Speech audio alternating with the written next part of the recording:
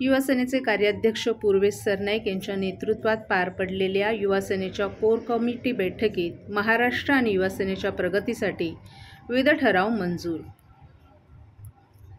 Yuvasena core कमिटीची महत्त्वपूर्ण बैठक ठाण्यातील आनंद आश्रमात पार पडली। शिवसेनेचे पक्षनेते एकनाथ शिंदे आणि खासदार डॉ. श्रीकांत शिंदे यांच्या मार्गदर्शनाखाली युवासेनेचे कार्याध्यक्ष पूर्वेश सरनाईक यांच्या नेतृत्वात युवासेनेच्या भविष्यातील धोरणावर मंथन करण्यात आलं। या बैठकीत युवासेनेतील कोर कमिटीचे सर्व सदस्यही उपस्थित होते। युवासेनेची आगामी दिशा आणि भूमिका ठरवण्यासाठी झालेल्या बैठकीत विविध विषयांवर चर्चा करण्यात आली।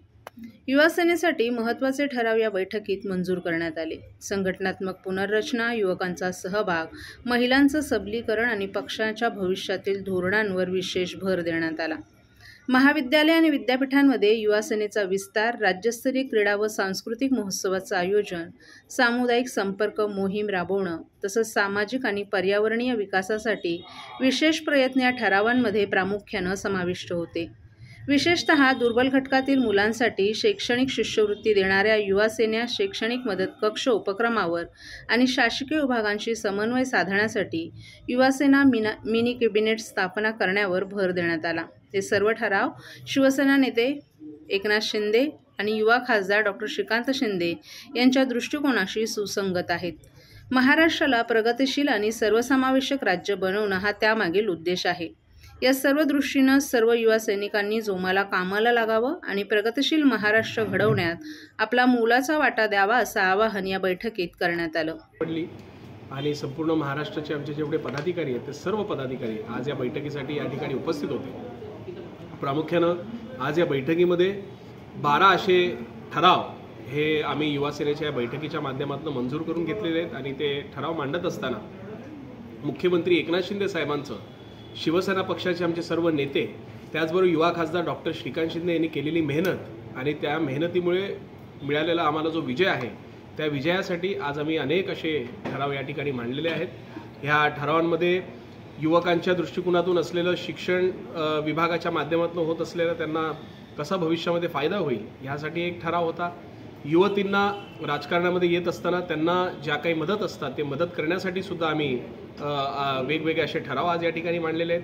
प्रामुख्याने एक इंटरेस्टिंग ठराव जर आपण मला विचारलं तर मिनी कॅबिनेट हे आम्ही आज या ठरावाच्या माध्यमातून मांडलेलं आहे। त्या मिनी कॅबिनेटच्या माध्यमातून एवढंच आहे की जे आपल्या महाराष्ट्राचे जितके मंत्री असतात त्या मंत्र्यांशी संपर्क करण्यासाठी प्रत्येक युवा सैनिकाकडे एक विभागाची जबाबदारी देण्यात येणार आहे आणि त्याच्या माध्यमातून युवकांचे जे प्रश्न असतात ते युवकांचे प्रश्न ह्या मिनी कॅबिनेटच्या माध्यमातून आम्ही नक्कीच सोडवण्यासाठी पूर्णपणे प्रयत्न करणार। ठाणे महानगरपालिका क्षेत्रात शासनाच्या मार्गदर्शक सूचनांनुसार सार्वजनिक आरोग्य विभागामार्फत रविवारी 8 डिसेंबर रोजी उपराष्ट्रीय पल्स पोलिओ मोहीम राबवण्यात येणार आहे। सर्व बालकांना विहित वयात प्राथमिक लसीकरण, नियमित AFP सर्वेक्षण आणि पल्स पोलिओ लसीकरण मोहिमेअंतर्गत 0 ते 5 वर्षांखालील सर्व बालकं संरक्षित करणं हा यामागचा उद्देश आहे। राज्यात 1995 पासून दरवर्षी पल्स पोलिओ मोहीम राबवण्यात येते। ठाणे महापालिका क्षेत्रात एकूण 1278 बूथवर ही लसीकरण मोहीम राबवण्यात येणार आहे। त्यासाठी महापालिकेचे 2556 कर्मचारी कार्यरत असणार आहेत। गेल्या वेळी झालेल्या मोहिमेत ठाणे महापालिका क्षेत्रात 0 ते 5 या वयोगटातील 1,78,824 बालकांना लस देण्यात आली होती। ठाणे महापालिकेच्या सार्वजनिक आरोग्य विभागाअंतर्गत कार्यरत सर्व आरोग्य केंद्रांमध्ये ही लस मोफत उपलब्ध करण्यात आली आहे। त्याचा लाभ पालकांनी 0 ते 5 वर्षापर्यंतच्या सर्व बालकांना द्यावा असं आवाहन ठाणे महापालिकेच्या वतीनं करण्यात आले।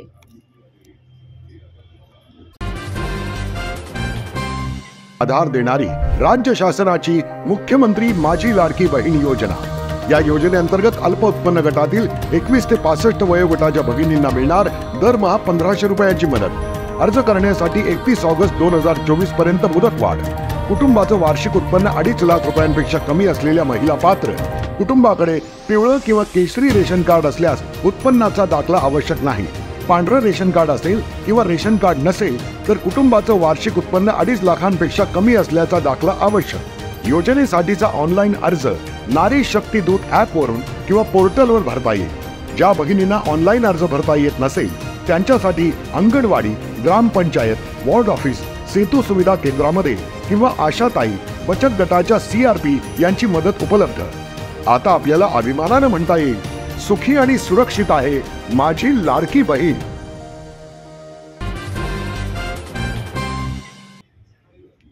आंतरशालेय क्रिकेट स्पर्धा या IPL स्पर्धांसारख्या खेळवण्यात येतील असं प्रतिपादन मुंबई क्रिकेट असोसिएशनच्या मुंबई प्रीमियर लीगचे अध्यक्ष विहंग सरनाईक यांनी ठाण्यात बोलताना केले. तसंच महायुतीचं सरकार हे इन्फ्रास्ट्रक्चरवर मजबूत काम करत आहे, म्हणून आपण देखील क्रिकेटसाठी इन्फ्रास्ट्रक्चर उभारण्याचं काम एकत्र करूयात आणि येत्या 5 वर्षात ठाणे जिल्ह्यात एक नव्हे तर 50 मैदान उभारण्याचा निर्धार ठेवू असंही त्यांनी सांगितलं. त्यामुळे ठाण्याला नवीन ओळख मिळणार आहे. ठाण्यातील दादोजी कोंडदेव स्टेडियम येथील मैदानावर खेळवण्यात आलेल्या ठाण्यातील प्रसिद्ध 48व्या NT केळकर स्मृती आंतरशालेय क्रिकेट स्पर्धेचं पारितोषिक वितरण सोहळा काल पार पडला. यावेळी बोलताना विहंग सरनाईक यांनी हे वक्तव्य केलं. मुंबई क्रिकेट असोसिएशनच्या मान्यतेनं दादोजी कोंडे क्रीडा प्रेक्षागृहात खेळल्या गेलेल्या 16 वर्षाखालील स्टार स्पोर्ट्स क्लब आयोजित NT केळकर स्मृती आंतरशालेय क्रिकेट स्पर्धेत ठाण्यातील श्रीमा विरुद्ध कल्याण येथील KC गांधी स्कूल यांच्यात अंतिम सामना रंगला. KC गांधी स्कूलनं श्रीमा विद्यालय शाळेचा पराभव करत NT केळकर चषकावर आपलं नाव कोरलं. गेली 2 वर्ष श्रीमा विद्यालयानं हा चषक जिंकला होता. मात्र यावर्षी KC गांधी शाळेनं पारितोषिक जिंकल्यानं त्यांची हॅट्रिक हुकली आहे. ही स्पर्धा मुंबई क्रिकेट असोसिएशन संलग्न ठाणे महानगरपालिका पुरस्कृत आणि डोंबिवली क्रिकेट क्लब असोसिएशन यांच्या संयुक्तपणे आयोजित करण्यात आली होती.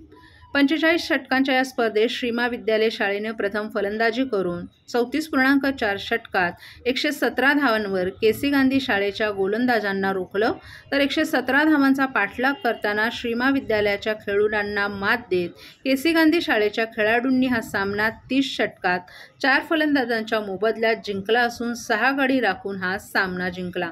स्पर्धेचे आयोजक संजय केळकर यांच्या अध्यक्षतेखाली कार्यक्रमाचे प्रमुख पाहुणे मुंबई क्रिकेट असोसिएशनच्या मुंबई प्रीमियर लीगचे अध्यक्ष विहंग सरनाईक यांच्या हस्ते विजेत्यांना पारितोषिक देऊन गौरवण्यात आलं.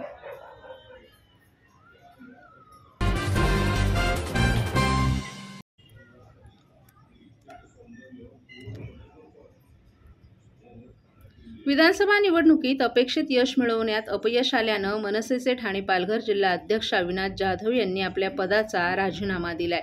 निवडणुकीतील अपयशाची जबाबदारी स्वीकारत पदाचा राजीनामा दिला असून नेतेपदावर कार्यरत राहणार आहेत. अविनाश जाधव यांच्यावर महाराष्ट्र नवनिर्माण सेनेनं 2018 मध्ये ठाणे आणि पालघर जिल्हाध्यक्षपदाची जबाबदारी सोपवली होती. 2021 मध्ये त्यांनी मनसेच्या नेतेपदी त्यांची निवड करण्यात आली. परंतु नेतेपदी निवड झाल्यानंतरही ठाणे आणि पालघर जिल्हाध्यक्षपदाची जबाबदारी मात्र कायम होती. नुकत्याच झालेल्या विधानसभा निवडणुकीत दोन्ही जिल्ह्यांमध्ये मनसेला अपयश आले. कल्याण ग्रामीणचे एकमेव आमदार असलेले राजू पाटीलही निवडणुकीत पराभूत झाले आहेत. तर ठाणे शहर विधानसभा मतदारसंघात अविनाश जाधव यांनाही अपयश आल्यानं त्यांनी जिल्हाध्यक्षपदाचा राजीनामा मनसे प्रमुख राज ठाकरे यांच्याकडे पाठवलाय.